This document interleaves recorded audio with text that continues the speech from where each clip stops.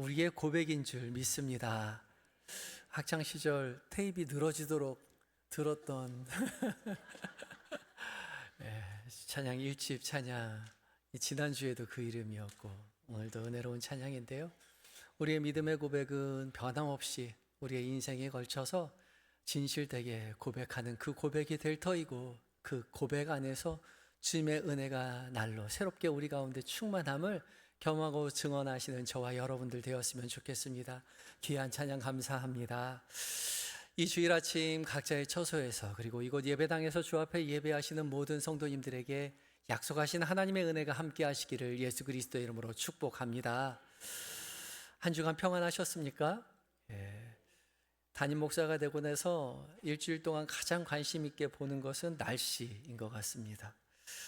어제는 하루 종일 비가 내렸는데 오후쯤에는 눈으로 바뀌어서 다니기가 좀 힘들었죠.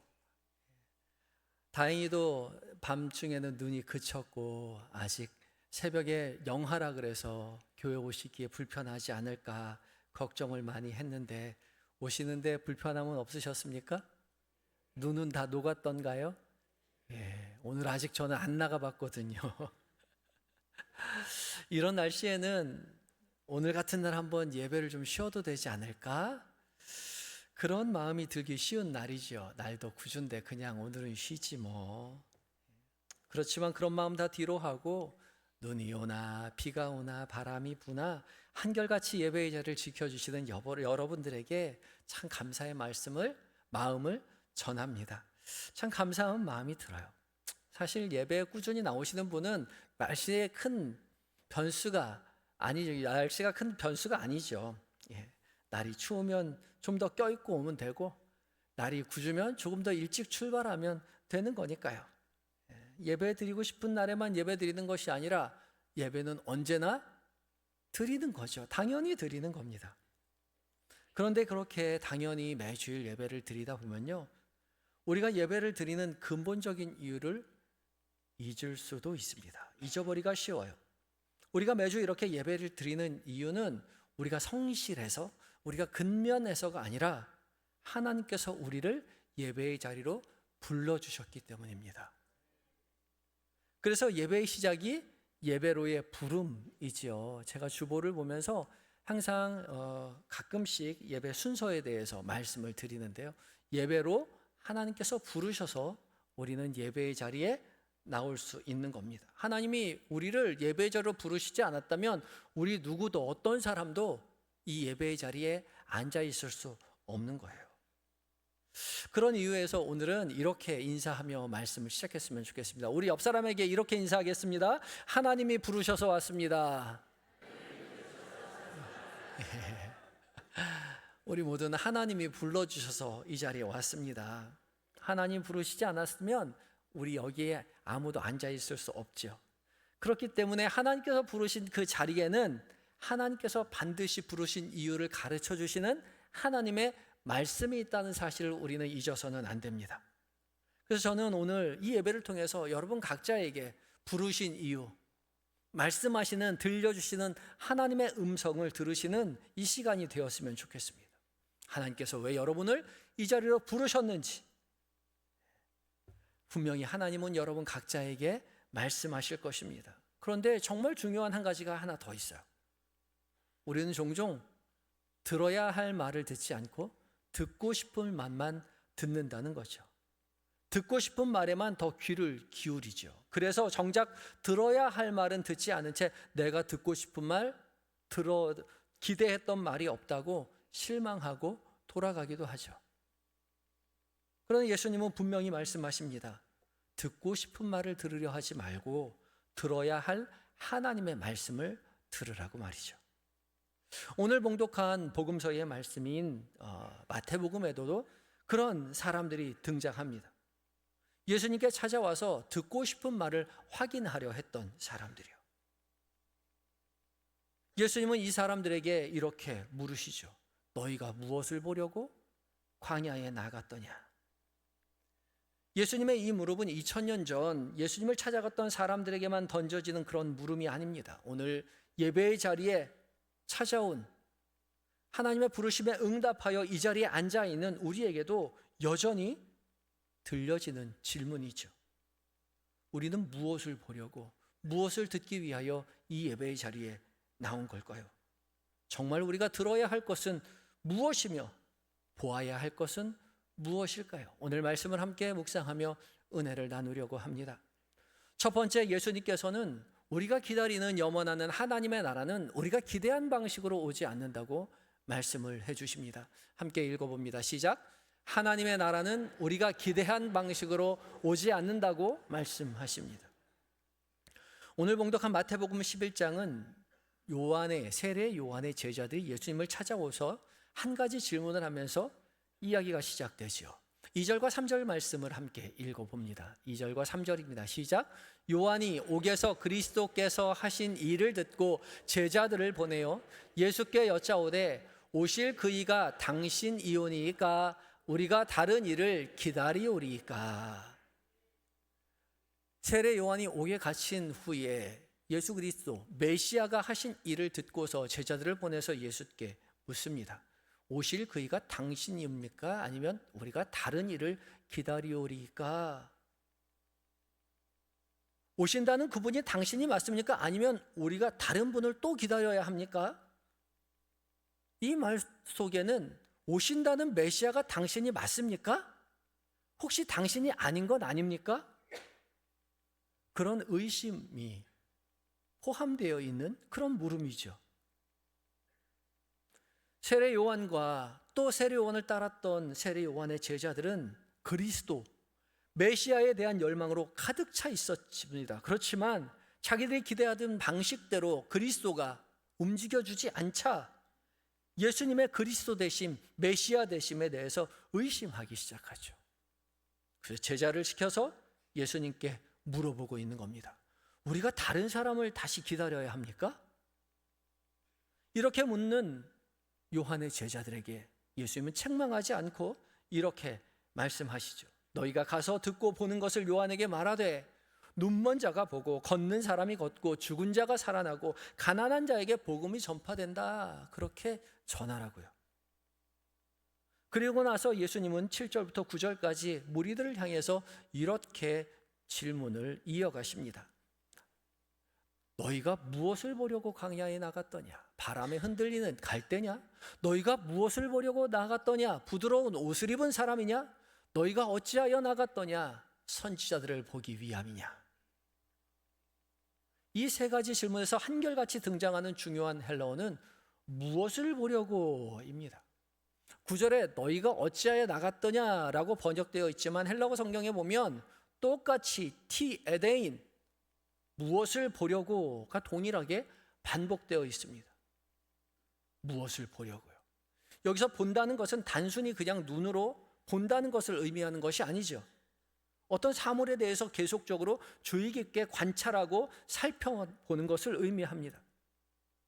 그런데 무엇을 보려고입니다. 누구를 보려고가 아니라 무엇을 보려고 해요. 후가 아니라 왓이라는 거죠. 헬라어 t는 왓입니다. 누구를 보려고가 아니라 무엇을 보려고, 사람을 보려고 간 것이 아니라 기대하고 있던 그 마음속에 있는 그 무엇을 확인하러 간 것이죠. 기대하고 있던 그 무엇이 무엇입니까? 기대했던 그리스도의 모습, 메시아의 모습입니다. 메시아 그 자체가 아니라 자신들이 마음속에 그려왔던 메시아의 모습을 확인하고 싶어서 그래서 광야로 나아갔습니다. 그리고 그곳에서 메시아의 오심을 선포하고 있는 세례 요한을 만나게 되었고, 세례 요한의 선포 속에서 예수님의 메시아 되심을 확인하고 예수님을 따라다녔던 것이죠. 당시 유대인들이 기대했던 메시아의 모습은 아주 분명했습니다. 분열된 유대인들을 하나로 규합할 강력한 영적인 지도자, 선지자 같은 기적과 능력으로 승리를 안겨줄 흔들리지 않는 지도자, 정의의 칼로 로마를 무너뜨릴 정치적인 구원자를, 왕을 기대하고 있었던 거죠. 그런데 그들이 따라다니던 그 메시아 예수 그리스도는 그들이 기대했던, 예상했던 모습이 아니었습니다. 엎친 데 더 충격으로 광야에서 그렇게 많은 사람들의 추앙을 받았던 세례 요한은 헤롯에게 잡혀 옥에 갇혀버리죠. 회개하라, 천국이 가까웠느니라 호기롭게 외쳤던 그 요한은 지금 감옥에 갇혀서 아무 말도 못하고 있고, 당장이라도 세상을 뒤집을 것만 같았던 선지자의 호령은 온데간데 없이 사라지고, 여전히 부귀한 왕 헤롯의 권력은 흔들리지 않는 것 같이 보이죠. 사람들이 기대했던 모습은 선지자의 호령 소리에 세상이 한순간에 바뀌고 메시아의 등장으로 말미암아 불의한 왕이 무너지고 의로운 자가 승리하는 세상이었을 것이죠. 그러나 그런 모습이 전혀 보이지 않자 사람들은 이내 실망했습니다. 자기들이 기대했던 메시아의 모습과 전혀 달랐기 때문이죠. 그래서 듣지 않았습니다. 들으려 하지 않았습니다. 그래서 떠나갔죠. 그래서 예수님의 질문이 필요한 것입니다. 예수님은 우리에게 묻고 계세요. 너희는 무엇을 보려고 나갔더냐? 2000년 전 무리를 향해서 울려 퍼졌던 예수님의 이 무릎은 여전히 우리에게도 던져져야 하는 질문입니다. 너희가 무엇을 보려고 나갔더냐? 주님 우리에게도 묻고 계세요. 너희가 무엇을 들으려고, 무엇을 보려고 이 예배의 자리에 나왔더냐? 여러분 무엇을 보려고 이 자리에 나오셨습니까? 무엇을 기대하며 여러분 이 자리에 앉아 계세요?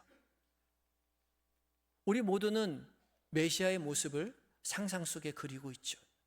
내가 원하는 하나님, 내가 원하는 그리스도, 나를 구원하실 하나님은 내 이상 속에서 어떠한 모습이어야만 한다고 그렇게 생각합니다.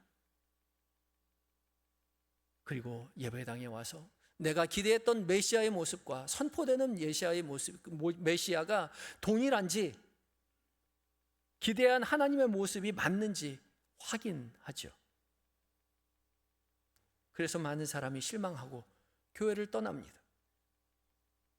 자기의 생각과 맞지 않는다는 이유로, 자기가 기대했던 메시아의 모습이 아니라는 이유로 신은 죽었음에 틀림없다고 말하며 교회를 떠나죠. 그러나 하나님의 나라는 우리가 원하는 방식대로 증명되는 그러한 하나님의 나라가 아닙니다. 우리에게 임하신 하나님의 나라는 우리의 기대가 아닌 하나님의 원하시는 방식대로 드러나는 나라인 거죠. 그러므로 사랑하는 성도 여러분, 이 예배의 시간은 우리가 보고 싶고 기대했던 것을 보고 듣는 자리가 아니라는 사실을 우리는 기억해야 합니다. 우리가 기대했던 것을 모두 내려놓고 하나님께서 들려주시는 것을 듣고 하나님께서 보여주시는 것을 그대로 볼 수 있는 시간이 되어야 합니다. 그때 비로소 하나님께서 원하시는 하나님의 나라가 우리 안에 임하였음을 우리가 믿음으로 고백할 수 있게 되는 것이죠. 우리의 편협한 시선 속에서 갇혀졌던 하나님의 나라에 대한 기대를 다 내려놓고 오직 우리에게 보여주시고 들려주시는 하나님께서 우리에게 보여주시고 들려주시는 그 하나님의 나라를 두 눈으로 목도하고 증언하며 살아가시는 저와 여러분이 되시기를 예수 그리스도의 이름으로 축복합니다. 두 번째, 예수님께서는 이미 우리 안에 이루어지고 있는 하나님의 나라를 보라고 말씀하십니다. 함께 읽겠습니다. 시작. 이미 우리 안에 이루어지고 있는 하나님의 나라를 보라고 말씀하십니다. 기대했던 하나님의 나라가 맞지 않는다 하더라도 이미 우리 안에 하나님의 나라가 임하고 있음을 보라고 말씀하고 계세요. 세례 요한은 지금 감옥에 갇힌 채 제자들을 통해서 질문을 했죠. 오실 그이가 당신이오니까 아니면 우리가 다른 사람을 기다리오리까? 요한은 누구보다도 메시아에 대한 강렬한 염원이 있었던 사람이고 분명히 예수님을 메시아라고 선언한 사람이었습니다. 예수님을 바라보며 보라 세상죄를 짊어지고 가는 하나님의 어린 양이로다 라고 말을 했고, 예수님께 세례를 줄 때 하늘에서 하늘의 소리, 이는 내 사랑하는 아들이요 기뻐하는 자라는 그 소리를 함께 들었던 사람입니다. 그럼에도 불구하고 지금 감옥 속에서 요한은 자신의 신념이 흔들리고 있습니다. 우리가 다른 메시아를 기다려야 하나? 예수님은 요한의 이 흔들림 앞에서 이렇게 대답해 주십니다. 4절입니다. 시작. 예수께서 대답하여 이르시되 너희가 가서 듣고 보는 것을 요한에게 알리되. 아멘. 예수님은 세례 요한을 책망하지 않으셨습니다. 꾸짖지 않으셨어요. 그저 너희가 가서 듣고 보는 것을 요한에게 말해 주어라. 예수님은 오실 그이, 너희가 기다리던 메시아가 내가 맞다라고 논리적으로 설명해 주지 않으셨습니다. 다만 내가 행하는 일들을 보고 들은 그것 그대로 알려주라고요. 그리고 나서 예수님은 말씀하시죠. 이 말씀은 이사야서 35장의 약속을 그대로 인용한 것입니다. 이사야서 35장 5절과 6절 말씀을 한번 읽어봅니다. 시작. 그때에 맹인의 눈이 밝을 것이며 못 듣는 사람의 귀가 열릴 것이며 그때에 저는 자는 사슴같이 뛸 것이며 말 못하는 자의 혀는 노래하리니 이는 광야에서 물이 솟겠고 사막에서 시내가 흐를 것입니다. 아멘. 이사야서 35장의 말씀은 이스라엘을 구원하실 메시아가 이 땅 가운데 오실 때에 이루어질 하나님의 나라의 모습을 예언하고 있습니다. 그때에 메시아가 왔을 때에 맹인의 눈이 밝을 것이고 못 듣는 사람이 눈이 보게 될 것이고 못 듣는 사람의 귀가 열릴 것이고 저는 자는 사슴같이 뛸 것이고 말 못하는 자의 혀는 노래할 것이다. 그렇게 말씀하셨죠. 그리고 예수님은 이 예언의 말씀 그대로 보지 못하는 자의 눈을 보게 하시고 듣지 못하는 자의 귀를 듣게 하셨고 걷지 못하는 자의 손을 일으켜 걷게 하셨으며 말 못하는 자의 입을 열어 말하게 하셨습니다. 예수님은 이것이 하나님 나라의 현실이라고 말씀하시죠. 예수님께서 이루시는 하나님의 나라는 요한이 기대했던 방식으로 오지 않았습니다. 요한은 도끼자루가 나무에 놓여 있으니 좋은 열매를 맺지 아니하는 나무마다 찍어 던져 불에 던져지리라. 알곡은 곶간은 모아 놓고 쭉정이는 불에 태우시리라. 세상을 뒤집어 엎는 심판자의 모습으로 오실 메시아를 기대하였지만 예수님은 심판이 아니라 회복으로, 권력이 아니라 긍휼로, 세상을 뒤집는 혁명이 아니라 한 사람 한 사람 연약한 자의 삶 속에서 조용히 그러나 분명하게 강력하게 임하고 계신 하나님의 능력을, 하나님의 나라를 보여주고 계셨던 것이죠. 그러면서 요한에게 이렇게 당부를 이어가십니다. 6절 말씀입니다. 6절 말씀 함께 읽습니다. 시작. 누구든지 나로 말미암아 실족하지 아니하는 자는 복이 있도다 하시니라. 아멘. 헬라어 원어로는 복이 있도다, 마카리오스 에스틴이 맨 앞에 나와서 강조하고 있습니다. 복이 있다고요. 어떠한 사람이 복이 있느냐? 실족하지 아니하는 자가, 나로 말미암아 실족하지 않는 자가 복이 있습니다. 믿음이 좋아서 복이 있는 것이 아니라 메시아의 본 모습을 본 자가 실족하지 않는다면 그것으로 복이라는 거죠. 이해되지 않아도, 실망하였다 하더라도 실족하지 않고 그 자리에 버텨낸 그 사람에게 주어지는 복이 있다 말씀하십니다. 여기 실족하다라는 스칸달리조는 길가에 돌멩이를 세워놓는 것을 말합니다. 사람들 가운데 길 가다가 걸려 넘어지는 돌뿌리를 말해요. 메시아가 오기만을 간절히 기다렸는데 오히려 그 메시아의 모습 때문에 걸려 넘어진다는 거죠. 실족한다는 거예요. 실망한다는 거예요. 의심하게 된다는 거죠. 그러나 의심할 수 있지만, 흔들릴 수 있지만 실족하지 않는다면, 그 자리에 붙어 있는다면, 메시아임을 확신하고 있다면, 붙잡고 있다면 그에게는 여전히 복이 있다고 말씀하십니다. 하나님의 나라는 언제나 우리의 염원과는 다르게 드러납니다. 세상의 기대와 충돌하죠. 그래서 그것 때문에 실족하여 넘어집니다. 말로, 입으로 전해질 때는 아무런 문제가 되지 않아요. 이 땅 가운데 평화를 주러 오셨습니다. 하나님께서 모든 일을 사랑하십니다. 입으로 전해질 때는 아무런 문제가 되지 않지만 하나님의 나라가 실제의 삶 가운데 그렇게 일어날 때, 원수된 자까지도 사랑하시고 하나님께서 뒤집어 엎는 것이 아니라 사랑으로 품어 안으실 때 그것이 실제의 삶 가운데 드러나기 시작할 때 세상은 언제나 그것을 거부하게 된다는 거예요. 믿음의 사람까지도.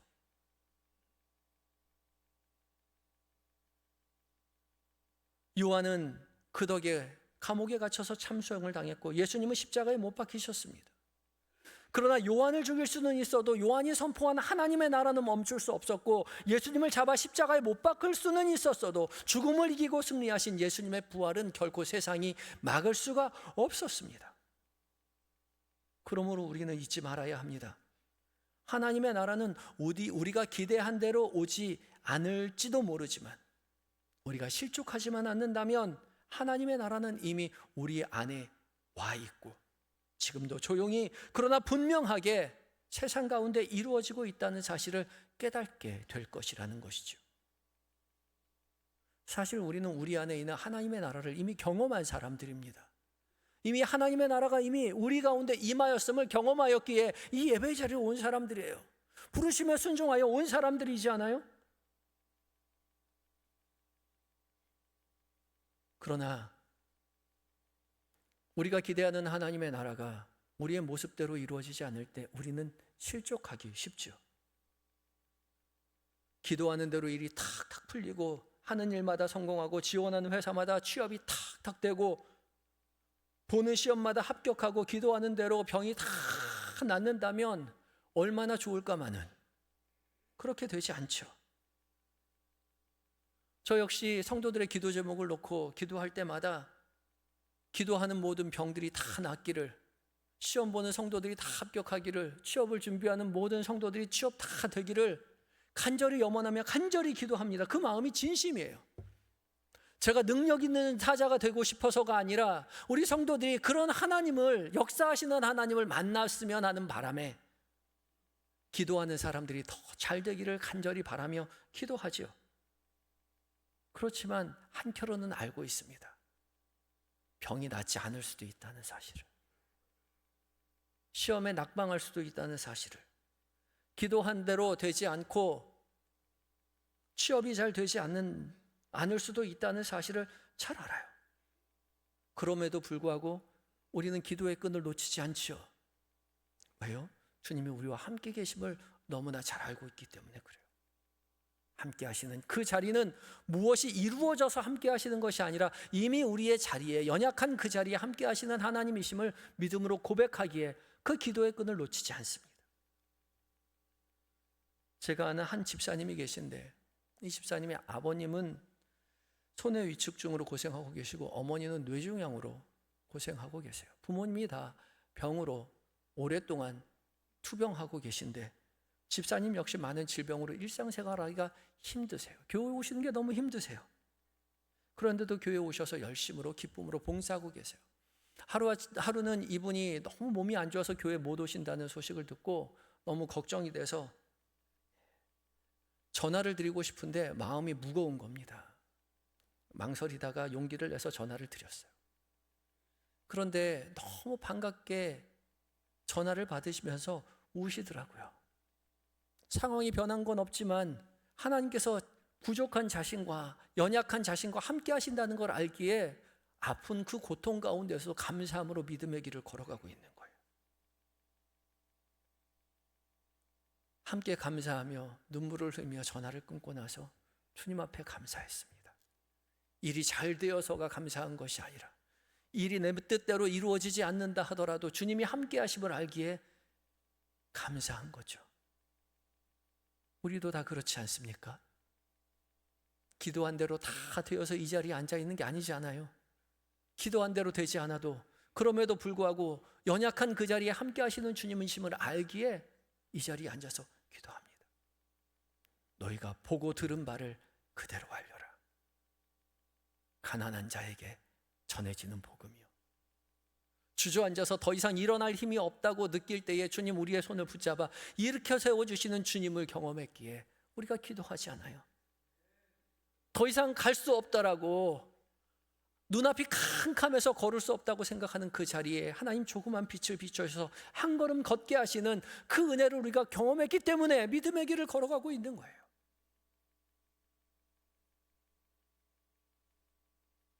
눈물로 기도하는 그 자리, 주님이 조용히 다가와 붙들어 주시고 손을 내밀어 일으켜 세우시고 내가 너를 지키겠다, 도우시겠다 말씀하시는 그 하나님이심을 알기에 우리는 오늘도 이 예배의 자리에 앉아 있는 것이죠.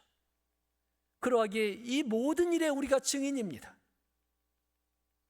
우리가 바라는 대로 염원하는 대로 하나님의 나라가 이루어지지 않았지만 여전히 우리의 삶의 일상의 자리 가운데 이미 함께 하신 하나님을 경험하였기에 우리는 믿음의 길을 걸어가죠. 예수님, 우리가 하나님의 나라를 보고 들은 대로 세상 가운데 전하라고 우리에게 말씀해 주십니다. 그리고 우리에게 다시 한번 물으시죠. 너희가 무엇을 보려고 광야에 나갔더냐? 보고 싶고 듣고 싶은 모든 것들을 다 내려놓고 주님이 이미 우리에게 보여주셨던 것, 연약한 자리 가운데, 부족한 자리 가운데 늘 함께 하셨던 그 하나님이심을, 평안 가운데 인도하셨던 그 하나님이심을 기억하시고 실족하여 의심하기보다 확신으로, 기쁨으로 주님을 따라 나서셔서 세상 가운데, 그리고 우리 가운데 이루어진 하나님의 나라를 세상 가운데 증언하며 살아가시는 저와 여러분 되시기를 예수 그리스도의 이름으로 축복합니다. 함께 기도하시겠습니다. 연약한 자리에 찾아오셔서 우리를 붙들어 주시는 주님, 기대하는 대로 이루어지지 않아도 결코 실족하지 않고 끝까지 주님을 신뢰하게 하여 주시옵시고 이미 우리 안에 임하신 하나님의 나라를 믿음의 눈으로 확인하게 하시고 그런 주님을 붙잡고 이번 한 주도 우리의 인생도 주님 따라 나서는 주님의 참된 제자된 삶 살게 하여 주시옵소서. 기대가 아니라 순종으로, 요구가 아니라 감사로 주님 따르게 하여 주시옵소서. 우리를 부르시고 지금도 말씀하여 주시는 예수님의 거룩하신 이름으로 기도드립니다. 아멘.